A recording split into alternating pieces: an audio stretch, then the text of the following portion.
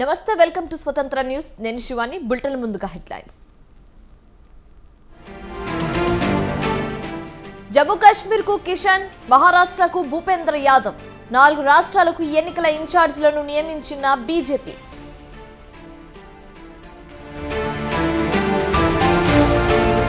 పోలవరంను సందర్శించిన AP CM, project అనేక సంక్షోభాలను ఎదుర్కొంటున్న చంద్రబాబు.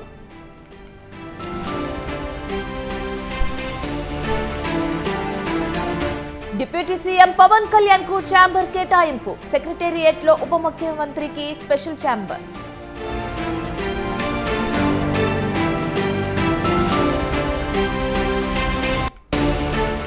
నీట్ పై ఎన్డీఏ ప్రభుత్వం నిర్లక్ష్యం ఎందుకు, పరిష్కరించాల్సిన సమస్యను ఎందుకు తిరస్కరించారన్న కేటీఆర్.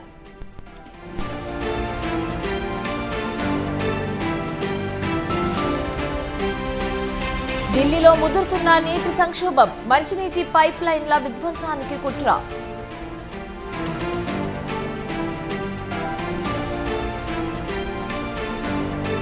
తమిళ రాజకీయాల్లో కీలక మలుపు, మళ్లీ సమయం వచ్చిందన్న శశికళ.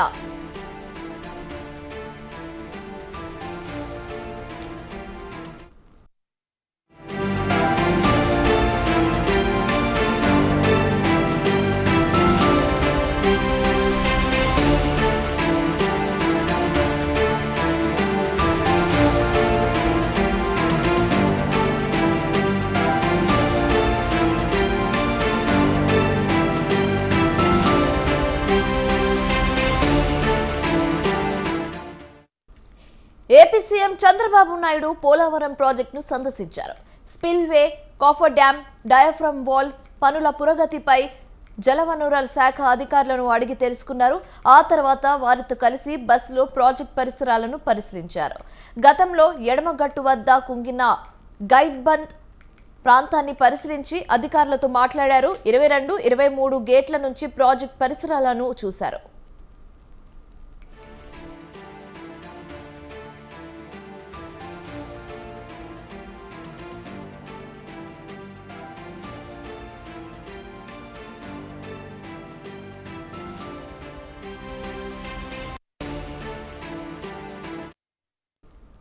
పోలవరం ప్రాజెక్టును పరిశీలించిన చంద్రబాబు నాయుడు గత ప్రభుత్వంపై తీవ్ర విమర్శలు చేశారు. గత ప్రభుత్వ మూర్ఖత్వం, చాలా నష్టం జరిగిందన్నారు. రివర్స్ టెండరింగ్ పేరుతో ప్రాజెక్టును నిర్వీర్యం చేశారని ఆరోపించారు. అస్తవ్యస్త పనుల వల్ల కాఫర్ డ్యాం కొట్టుకుపోయిందన్నారు.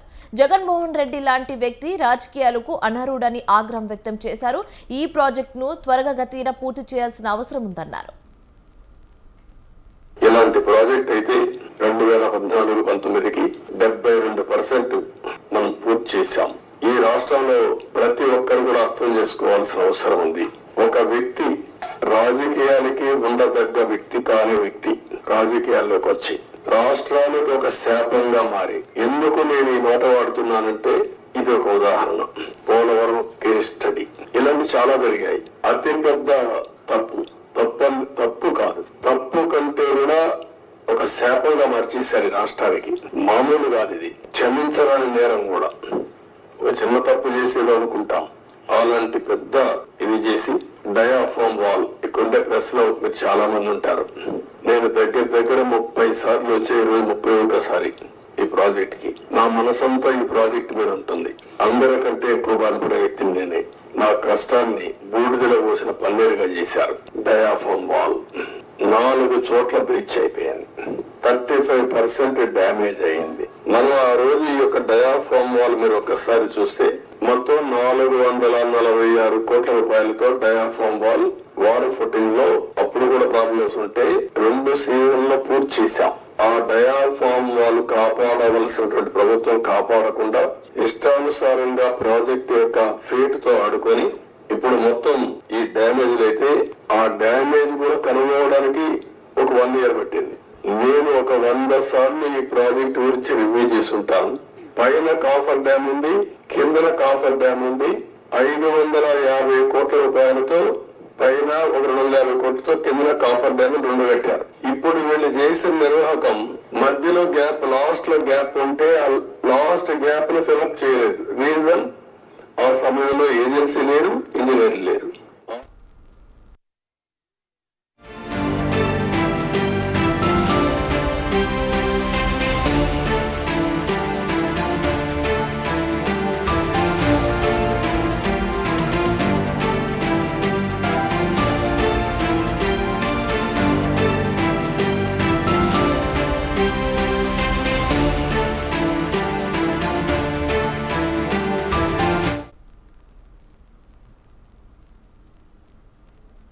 పార్లమెంట్ ఎన్నికలు ముగియడంతో బీజేపీ హైకమాండ్ అసెంబ్లీ ఎన్నికలపై ఫోకస్ పెట్టింది.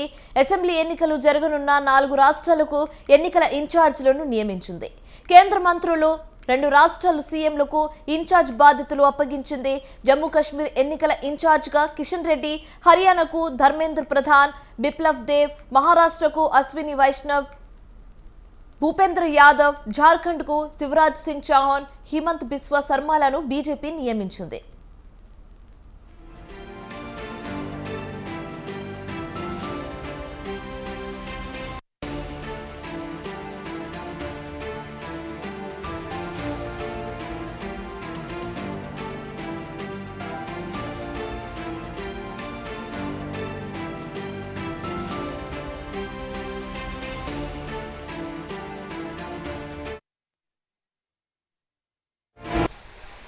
పేదల ఇళ్ల స్థలాల పేరిట వైసీపీ నేతలు భారీ అవినీతి చేశారని కాకినాడ సిటీ ఎమ్మెల్యే వనమాడి కొండబాబు ఆరోపించారు. పేదల కోసం సేకరించిన ఇళ్ల స్థలాలను ఎక్కువ రేట్లకు కొని కోట్లాది రూపాయలు దిగమింగారని ఆగ్రహం వ్యక్తం చేశారు. కాకినాడకు 14 కిలోమీటర్ల దూరంలో నివాసానికి పనికిరాని స్థలాలను సేకరించారని ఎమ్మెల్యే విమర్శించారు. జగనన్న భూ కుంభకోణంపై విచారించి అవినీతికి పాల్పడ్డ వారి నుండి కోట్ల రూపాయలు తిరిగి రాబట్టాలంటున్న ఎమ్మెల్యే కొండబాబుతో మా కాకినాడ ప్రతినిధి Naveen Raj face to face. City ఎమ్మెల్యేగా వనమాడి కొండబాబు అయితే 3వ అయితే గెలుపొందారు. ఇంకా ప్రమాణ స్వీకారం చేయకుండానే ప్రజల సమస్యల పరిష్కారం కోసం అయితే ఆయన నడుం బిగించారు. కాకినాడ 14 కిలోమీటర్ల దూరంలో ఉన్న కొమరగిరి పట్టణంలో జగనన్న కాలనీ దగ్గరికి అయితే ఆయన వచ్చారు. అక్కడ ఉన్న సమస్యలను అయితే ఆయన అడిగి తెలుసుకున్నారు. అసలు ఇక్కడ జగనన్న కాలనీలో అయితే భారీ అవినీతి జరిగింది, దీని మీద అయితే విచారణ చేపట్టాలి. ఆ సాగరమాలలో ఒక రేట్ ఇస్తే ఎక్కడైతే కనుక అక్రమంగా రెట్టింపు రేట్ అయితే ఇచ్చారు. దీనికి సంబంధించి ప్రభుత్వానికి అయితే నివేదిక ఇస్తామని చెప్తున్నారు. ఆయన మన దగ్గర ఉన్నారు, ఆయన అడిగి తెలుసుకుందాం. సార్ చెప్పండి, అసలు ఇక్కడ జగనన్న కాలనీకి సంబంధించి 4 సంవత్సరాల క్రితమే ఇచ్చారు. అసలు ఏంటి ఇక్కడ ఏం జరుగుతుంది? మీకు కూడా తెలుసండి, ఇక్కడ జగన్మోహన్ రెడ్డి గారు శంకుస్థాపనకి వస్తున్నారని తెలిసినప్పుడే దీన్ని వ్యతిరేకించాను. నేను ఎందుకు వ్యతిరేకించానంటే ఇది అనువైన ప్రదేశం కాదు. ఇది కాకినాడకి 14 కిలోమీటర్ దగ్గర 18 కిలోమీటర్లు వస్తుంది. 14 18 అండి 16 కిలోమీటర్లు వస్తుంది. నేను చెప్పాను ఆ రోజున 16 కిలోమీటర్లు వస్తుంది. కాకినాడ ప్రజలకి కాకినాడలో ఉండేలాగా కిటికీలు కట్టాం.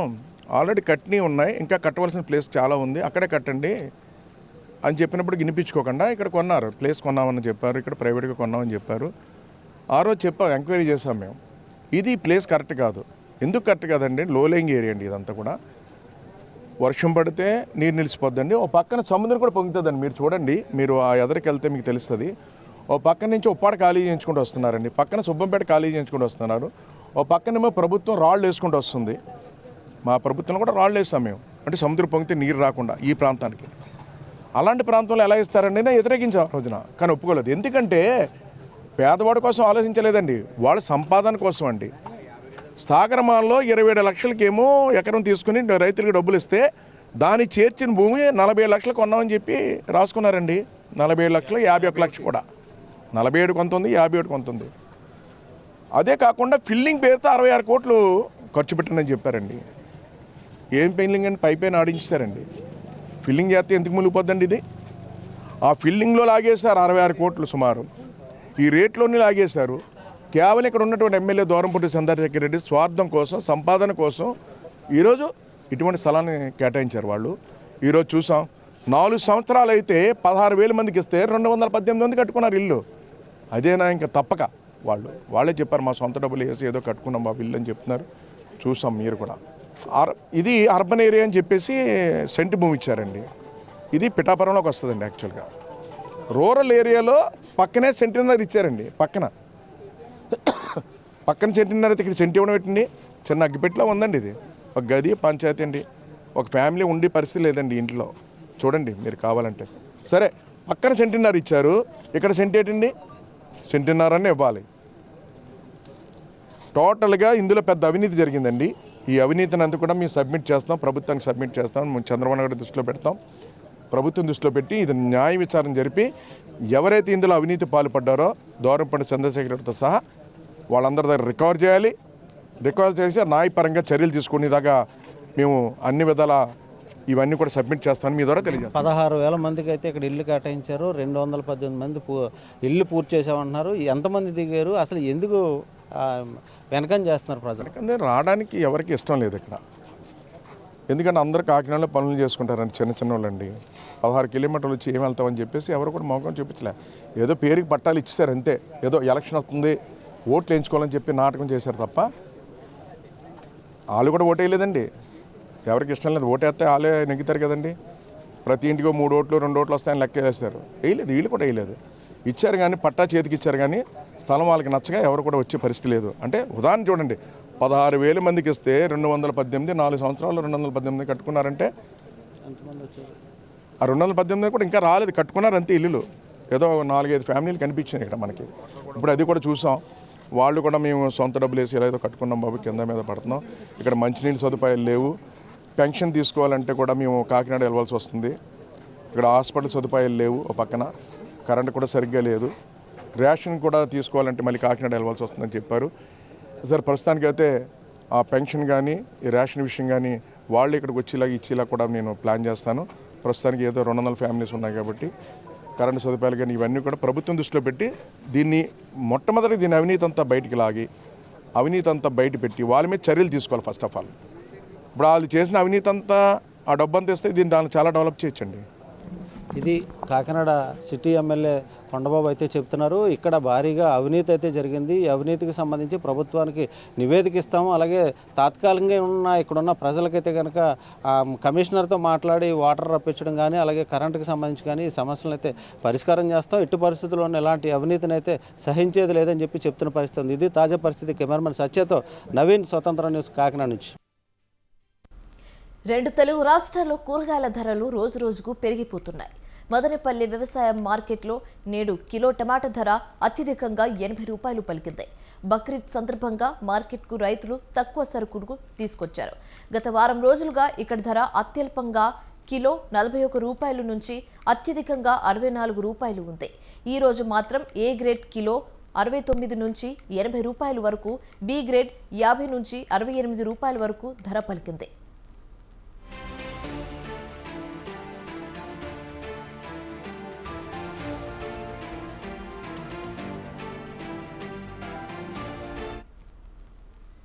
ఇతర రాష్ట్రాల్లోని మార్కెట్ల పరిధిలో సరుకు తగ్గడంతో పాటు దేశవ్యాప్తంగా అక్కడక్కడ వర్షాలు కురుస్తూ ఉండడంతో ఆయా ప్రాంతాల్లో టమాటా దిగుబడి తగ్గింది.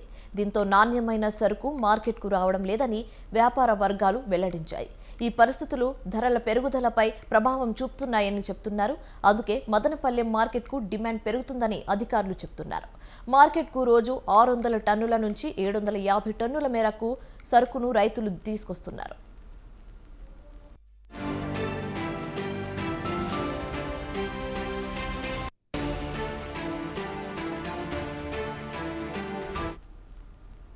ఈ రోజు బక్రీద్ కావడంతో మార్కెట్కు ఎగుమతికి అవసరమైన దానికంటే తక్కువగా వచ్చింది.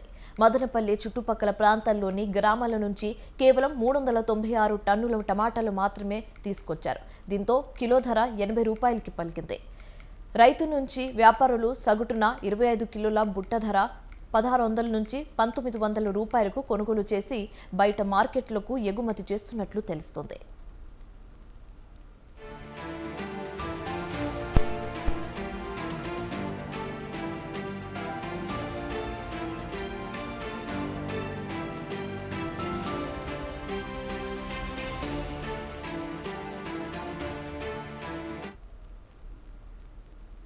కర్ణాటక మాజీ ముఖ్యమంత్రి బీజేపీ సీనియర్ నేత యడియూరప్ప ఓ బాలికపై లైంగిక వేధింపులకు పాల్పడినట్లు వచ్చిన ఆరోపణలు తీవ్ర కలకలం సృష్టిస్తున్నాయి.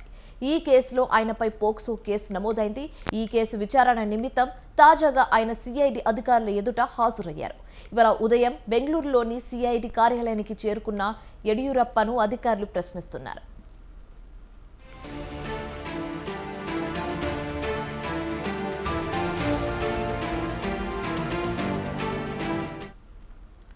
పోక్సో కేసులో ఆయనను అరెస్టు చేయవద్దని ఇటీవల కర్ణాటక హైకోర్టు ఆదేశాలిచ్చింది. ఈ కేసు విచారణకు హాజరు అయ్యే సమయంలోనూ ముందస్తు నోటీసు లేకుండా ఆయనను అదుపులోకి తీసుకువద్దని స్పష్టం చేసింది.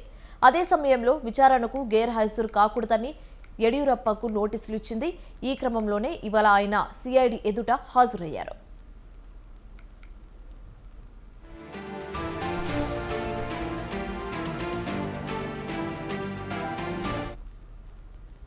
పదిహేడేళ్ల బాలికపై యడియూరప్ప లైంగిక దాడికి పాల్పడినట్లు లోక్సభ ఎన్నికలకు కొద్ది రోజుల ముందే ఆరోపణలు వచ్చాయి.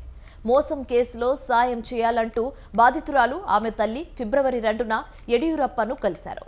ఆ సమయంలో తన కుమార్తెను బీజేపీ నేత బలవంతంగా గదిలోకి లాక్కెళ్లి లైంగిక దాడికి పాల్పడ్డారంటూ బాధితురాలి తల్లి ఫిర్యాదు చేశారు. దీంతో ఆయనపై పోక్సో కేసు నమోదైంది.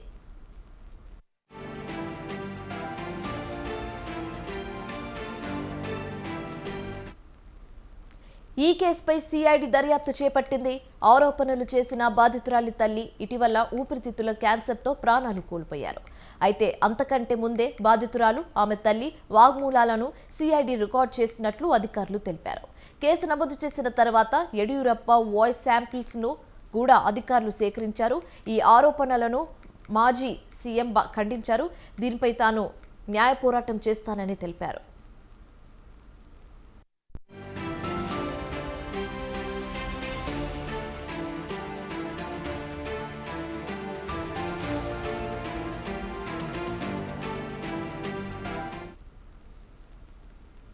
తాజా ఎన్నికల ఫలితాల నేపథ్యంలో ఇక అన్నాడీఎంకే పనైపోయిందని భావించవద్దని తమిళనాడు దివంగత ముఖ్యమంత్రి జయలలిత నెచ్చెలి శశికళ అన్నారు. పార్టీలోకి తన ప్రవేశం ప్రారంభమైందని 2026 అసెంబ్లీ ఎన్నికల్లో గెలుపొంది అమ్మ పాలనను తిరిగి తీసుకొస్తామని ప్రకటించేశారు. ప్రతిపక్ష నాయకుడి హోదాలో కె పళనిస్వామి ప్రభుత్వాన్ని నిలదీయలేకపోతున్నారని శశికళ ఆరోపించారు. ఇకపై తానే అధికార పక్షాన్ని ప్రశ్నిస్తారని చెప్పారు.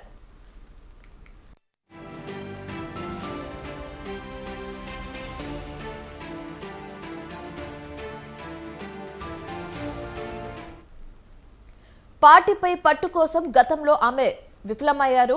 అయితే కాగా తిరిగి ప్రవేశించేందుకు సమయం ఆసన్నమైందని కార్యకర్తలతో జరిగిన సమావేశంలో తాజాగా ఆమె వ్యాఖ్యానించారు. పార్టీని ఏకతాటిపైకి తీసుకొచ్చేందుకు కృషి చేస్తున్నానని తెలిపారు. ఎవరు నిరాశ చెందాల్సిన అవసరం లేదన్నారు.